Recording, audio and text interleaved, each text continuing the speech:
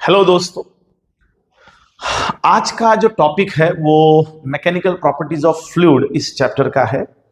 और टॉपिक जो है वो वहां पे मैं आपको दो डेरिवेशंस पढ़ाने वाला हूं, यानी कि कैपिलरी एक्शन से रिलेटेड टॉपिक है।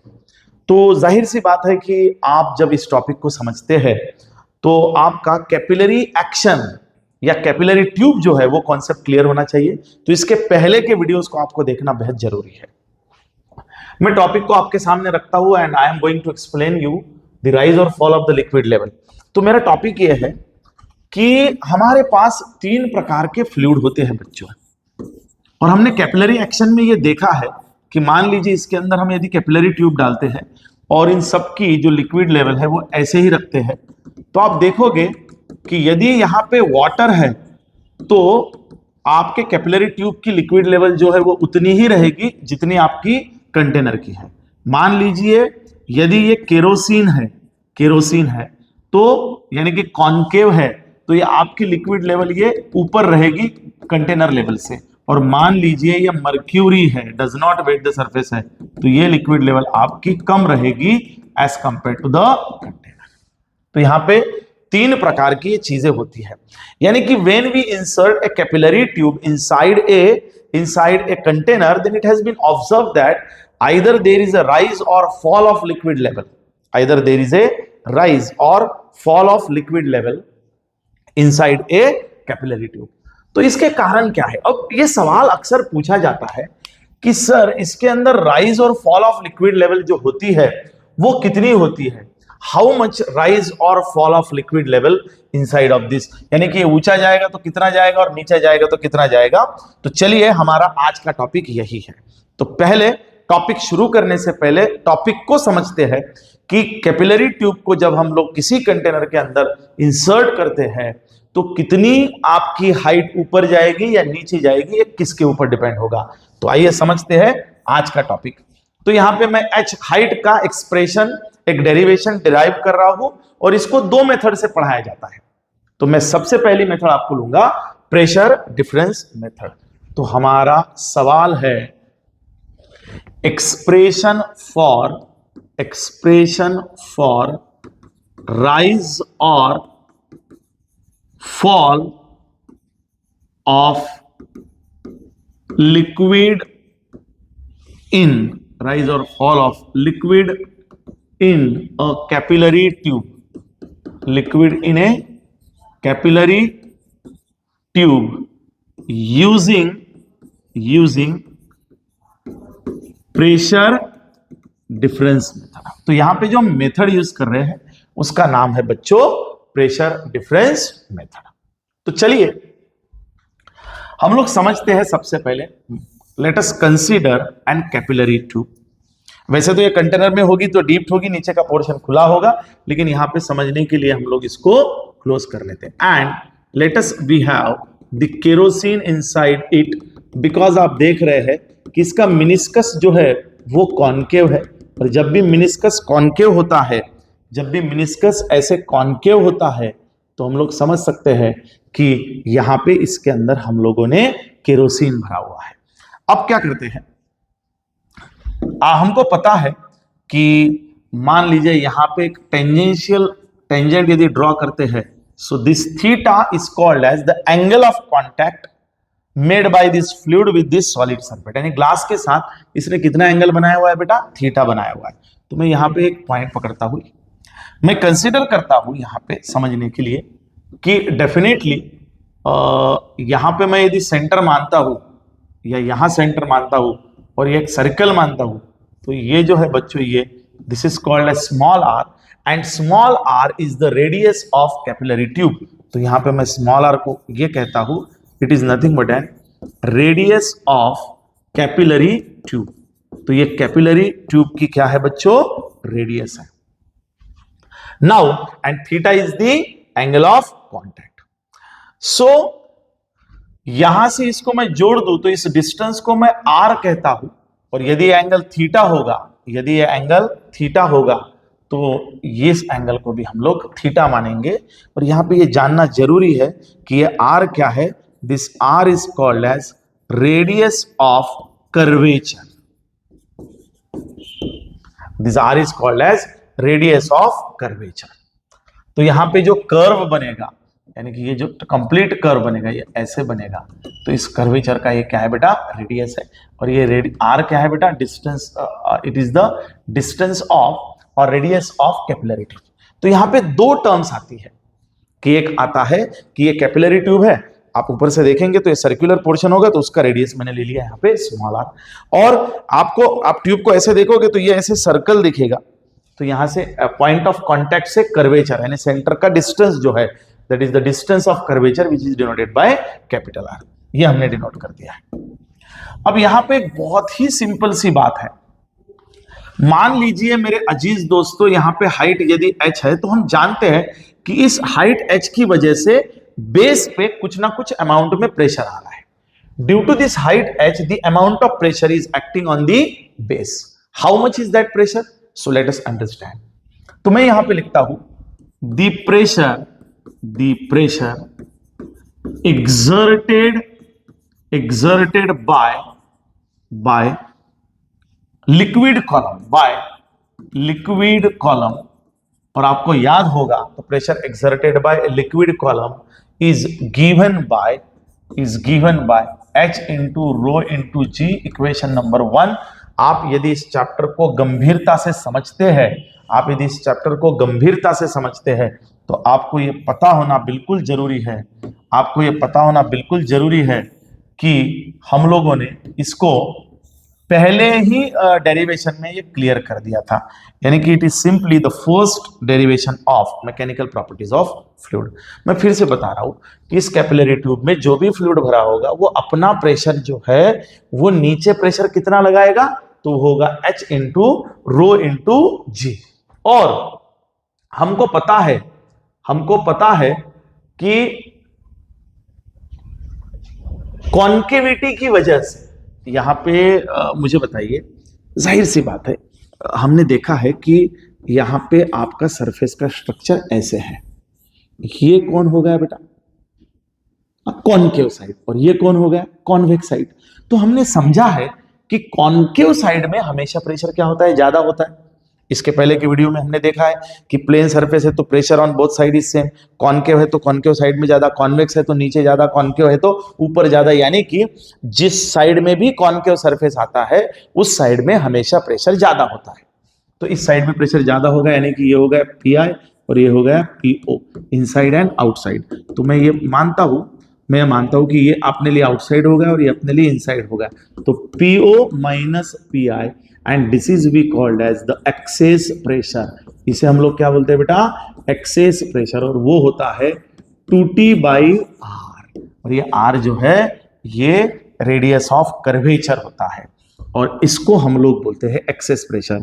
हियर एक्सेस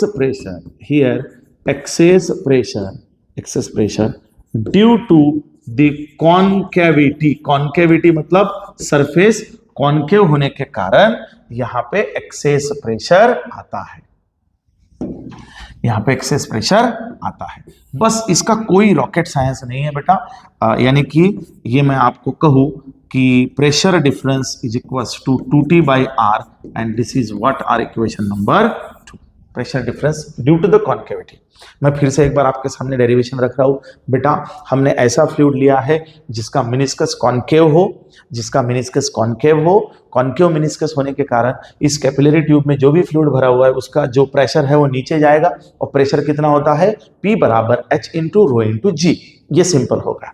अब दूसरी बात है कि यहाँ का प्रेशर तो, लेकिन ऊपर कॉन्केव सरफेस है, नीचे कॉन्वेक्स सरफेस है, तो यहाँ पे प्रेशर का डिफरेंस होगा, और वो प्रेशर डिफरेंस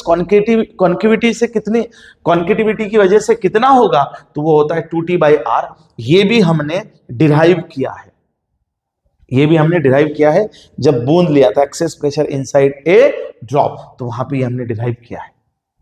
तो ये चीज भी हम लोगों ने समझ रखी है।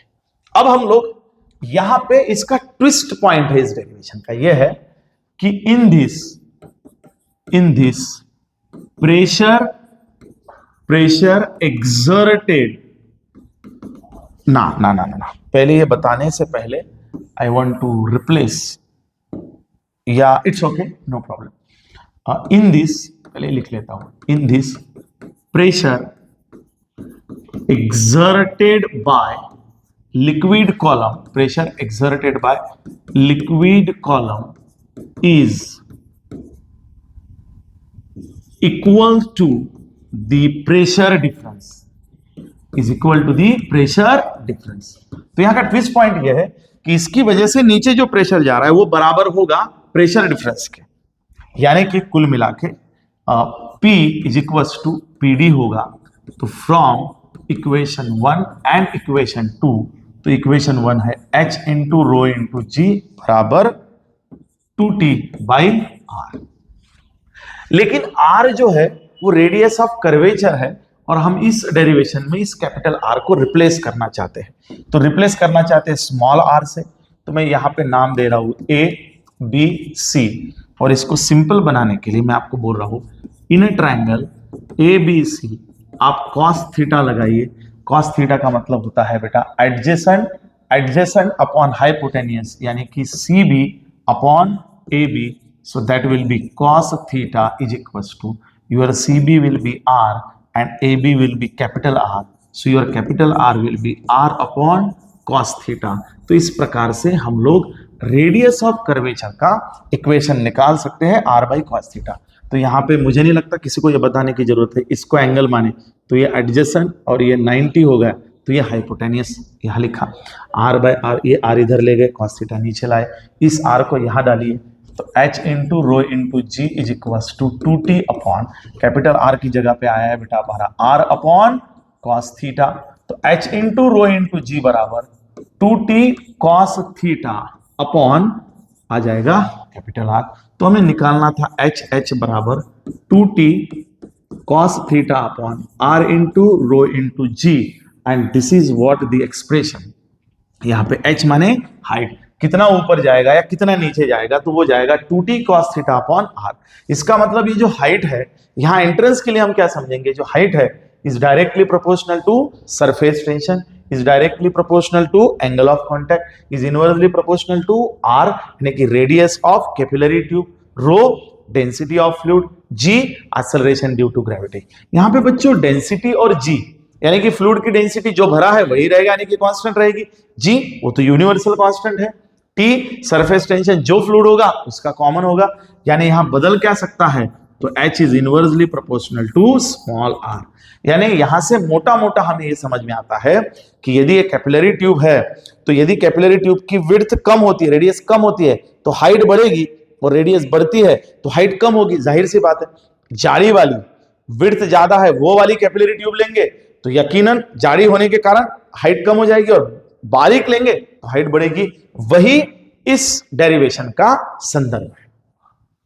I hope you understand exactly. तो चलिए इसका फोटो लीजिए बेटा। जब भी आप किसी डेरिवेशन को बहुत अच्छे से समझना चाहते हैं तो आप पेन पेंसिल रखिए और डेरिवेशन को मेरे साथ लिखिए। कोई चीजें समझ में नहीं आती है तो आप हमसे कांटेक्ट कर सकते हैं। ऑफलाइन क्लास में ये सब कुछ हमने बहुत डिटेल में पढ़ाया है, और ये हमारे बीएसए के बच्चों के लिए सहूलियत होनी चाहिए। कोई भी चीज जब हम पढ़ते हैं तो उसको समझने के लिए उसके पास रिवीजन पैरामीटर होना चाहिए, तो हम लोग ऐसे वीडियोज आपको बना करके देते हैं। तो चलिए इसको हम लोग क्लियर करते हैं। Now will move towards the next. Sorry, clear करने से पहले मैं आपको एक काम करता हूँ ना, इसको मैं मिटा देता हूँ, because I want to use the same heading by changing, क्योंकि मुझे और यही डेरिवेशन आपको सिखाना है। By changing only 2 words, pressure difference की जगह पे एक ही word by force method, by force method. तो आइए समझते हैं दूसरा वाला, और ये आईएमपी है। ये आपको ज्यादातर स्टेट बोर्ड के एग्जाम में देखने को मिलता है कि बाय फोर्स मेथड। तो चलिए बाय फोर्स मेथड से ये एक्सप्रेशन को डिराइव करते हैं।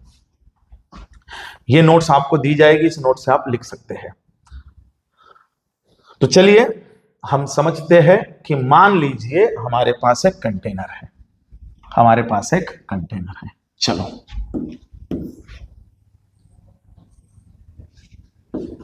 बच्चों, we have one container and उसके अंदर हम लोगों ने कैपिलरी ट्यूब इंसर्ट की है। यहां पे हम लोगों ने कुछ इस प्रकार से फ्लूइड भर रखा है। और ये फ्लूइड कैसा है, तो it has concave in shape, और जब कॉनकेव होगा तो यकीनन लिक्विड लेवल जो है वो ऊपर की होगी, यानी कि ज्यादा होगी। तो बच्चों एक बीकर है या कंटेनर है, कंटेनर के अंदर हम लोगों ने यकीनन बात है कि कॉनकेव होगा तो हमने पार्शियली वेट दी सरफेस नाम का फ्लूइड लिया होगा। एग्जाम्पल केरोसिन, हमने केरोसिन भरा है तो लिक्विड लेवल जो है वो ऊपर जा रही है। तो अब ये ऊपर कितनी जाएगी वो हमको यहाँ पे निकालना है। तो चलिए समझते हैं। Let a container is filled with a fluid having concave meniscus, उस फ्लूइड से भरा है जिसका मिनिस्कस कॉन्केव है। अब कुछ चीजें यहां पे हम लोग बिल्कुल क्लियर कर देते हैं कि यहां पे जो सरफेस टेंशन होगा वो सरफेस टेंशन टेंजेंशियल होगा टू द सरफेस, यानी कि ये जो कॉन्केव सरफेस है उसको ये जो सरफेस है, ये सरफेस कैसा है बेटा, टेंजेंशियल है। And as we know that this is what are angle theta, तो ये एंगल अपना अपोजिट बन जाएगा थीटा। और ये सरफेस टेंशन जो है ये दो विभागों में विभाजित हो जाएगा, एक वर्टिकल और एक हॉरिजॉन्टल। थीटा के साथ जो होता है वो हमेशा कॉस कंपोनेंट होता है और बचा हुआ जो होता है वो हमेशा साइन कंपोनेंट होता है। There are two components of surface tension T, one is cos theta and another is sine theta. तो one is cos theta and another is sin theta. Surface tension is divided into the two components. Surface tension is divided into the two components. Let surface T is the surface tension. T is the surface tension which is divided into two components. Into two components. एक कौन सा है बेटा, T cos theta is called as horizontal component and another is T sin theta is called as vertical component. तो एक कौन सा है बेटा, T cos थीटा और दूसरा T sin थीटा। अब होता क्या है, तो यहां पे जो टोटल सरफेस टेंशन यहां जो लग रहा है वो कितना होगा, तो मैं यहां पे आपको ये बता दूं कि वर्टिकल कंपोनेंट जो है, तो मैं यहां पे निकालता हूं कि टोटल सरफेस टेंशन, बस ये ट्विस्ट पॉइंट है बेटा। आप देखिए ये जो कैपिलरी ट्यूब होगी और यहां पे जो कर्व सरफेस होगा उसको देखा जाए तो ये पूरा सर्कुलर होगा, और यहां पे ये जो अपने को कंपोनेंट दिख रहा है ये कौन सा है बेटा, T cos थीटा है ये। तो मैं यहां पे यदि सर्कल निकालता हूं तो यहां यदि ये T cos थीटा है तो मुझे बताइए ट्यूब तो पूरी सर्कुलर है और ये टेंजेंशियल यदि सॉरी एक पार्ट को आ रहा है तो ये सारे के सारे पार्ट को आएगा, यानी ये यहां भी टेंजेंशियल होगा, यहां भी होगा, यहां भी होगा, यहां भी होगा, यहां भी होगा, अब तो सारे जहां में होगा। तो ये पूरा का पूरा जो ये सरफेस टेंशन है ये पूरे के पूरे सरफेस को होगा, और यदि सरफेस का एरिया यानी कि सरफेस यदि सर्कुलर है तो ये सरफेस टेंशन टेंजेंशियल जो है ये पूरे सरफेस को होगा, और सरफेस को होगा मतलब मैं यहां पे ये कहूं कि सरकमफरेंस ऑफ सर्कल को होगा, तो I will say the total force is given bye circumference of circle into T cos theta. तो हमारा टोटल फोर्स बन जाएगा बच्चों 2 पाई r into T cos theta, और ये बन जाएगा मेरे लिए इक्वेशन नंबर 1। खत्म। यहां पे ये सबसे इंपॉर्टेंट और सबसे जरूरी है कि यहां पे जो टेंजेंशियल फोर्स लगा उसके दो कंपोनेंट है, और T cos थीटा कंपोनेंट को ही हम लोग टी कॉस थीटा कंपोनेंट को हम लोग पूरे के पूरे सर्कल को, क्योंकि ट्यूब होगी तो ट्यूब सर्कुलर होगी, फोर्स यहां लगेगा तो यहां यहां यहां यहां उसके सभी पार्ट को लगेगा, इसलिए ये सर्कल है तो ये होगा 2 pi R into T cos theta T cos theta T cos theta, तो 2 पाई आर को टी कॉस थीटा मल्टीप्लाई है। बिल्कुल ये डेरिवेशन समझते समय जो बच्चे जेडबल नीट सीईटी का प्रिपरेशन कर रहे हैं वो ये सवाल पूछ सकते हैं कि सर आपके पास दो कंपोनेंट यदि है तो आपने टी कॉस थीटा को ही इतना महत्व दिया और टी कॉस थीटा को ही आप सामने प्रोपोगेट कर रहे हो और टी साइन थीटा को आपने नहीं यूज किया, तो उसका भी जवाब मैं देता हूं। क्योंकि जब मैं अभी नेक्स्ट इसमें जब मैं स्टेट ऑफ इक्विलिब्रियम में लूंगा तो इसका जवाब आपको मिल जाएगा, सेपरेट देने की जरूरत नहीं है। अब होता क्या है कि ये इतने ऊपर है, यानी कि इसकी हाइट कितनी है बेटा, h है, तो ये जो हाइट h आ रही है नीचे, तो डेफिनेटली हम लोगों ने ये सीखा है कि इसका जो वजन है, इसका जो वेट है, और वेट बराबर होता है mg and that weight is always acting downward. तो जब ये सिस्टम स्टेट ऑफ इक्विलिब्रियम में होगी तो ये जो हाइट है इसका वेट जो नीचे जाएगा उसको बैलेंस करने के लिए सिर्फ टी कॉस थीटा ही, ये वेट नीचे जा रहा है बच्चों और टी कॉस थीटा ऊपर जा रहा है, इस वेट को बैलेंस करने वाला जो कंपोनेंट होगा which is always t cos theta, weight में टी साइन थीटा ये इमटेरियल होगा, टी साइन थीटा जो है वो इनफेक्टिव होगा, इसीलिए हम लोग टी कॉस थीटा को ही आगे प्रोपोगेट कर रहे हैं और टी साइन थीटा को हम लोग ब्लॉक कर रहे हैं। सो अब यहां पे कंसेप्ट ये है कि ये जो कैपिलरी ट्यूब ली और यहां जो ये मिनिस्कस लिया और इसका जो हम लोगों ने वेट लिया, वेट बराबर mg which is being balanced by the component T cos theta as the capillary is in equilibrium, यदि ये इक्विलिब्रियम में है तो इसके सारे फोर्सेस क्या होंगे बेटा, इक्वल होंगे, तो weight is balanced by total force, equation number 2। तो वेट जो है नीचे जाने वाला वो किससे बैलेंस हो रहा है, टोटल फोर्स से। तो यहां पे वेट कितना होता है, therefore weight is given by mg, जहां जहां पे फ्लूइड है वहां वहां पे मास इफेक्टिव नहीं है, तो डेंसिटी बराबर मास अपॉन वॉल्यूम, तो mass is equals to density into volume, तो is equals to density into volume होता है length into width into height, तो density into length into width nothing but area into height, तो यहाँ पे mass बराबर आ गया rho into A into H. मैं यहाँ पे एरिया को भी रिप्लेस करना चाहता हूं, तो मास बराबर रो इंटू एरिया है पाई आर स्क्वायर, एरिया है pi R square into H, क्योंकि सर्कल है तो ये आ गया मेरा mass, therefore the weight is equals to mg, तो ये वेट बराबर आ जाएगा mass rho into pi into R square H into ji, and that will be मेरी इक्वेशन नंबर 3। यानी कि मुझे वेट भी मिल गया और एफटी तो मैंने पहले ही निकाला है, तो वेट निकालते समय क्या किस्सा किया बेटा, mg अपॉन, तो मैंने मास को रिप्लेस करने के लिए मैंने ये सब किया, mass density into volume, volume is length into width into height, length into width is area, और area is pi R square. अब यहाँ पे इक्वेशन नंबर 2 क्या बोलता है, वेट बराबर टोटल फोर्स, थोड़ा सा मैं इसको इधर लेता हूं बेटा ताकि हम लोग डेरिवेशन को अच्छे से लिखे। वेट कितना आया बेटा, rho into pi into R square H into जी बराबर एफ कितना होता है, तो एफ किधर गया, इतना इधर है 2 pi R into T cos theta, तो यहाँ पे pi pi cancel, R square R get cancel, मुझे चाहिए एच, तो H is equals to 2t cos theta upon यहाँ पे R into rho into G जाएगा, और ये आ गया आपका इक्वेशन ऑफ हाइट।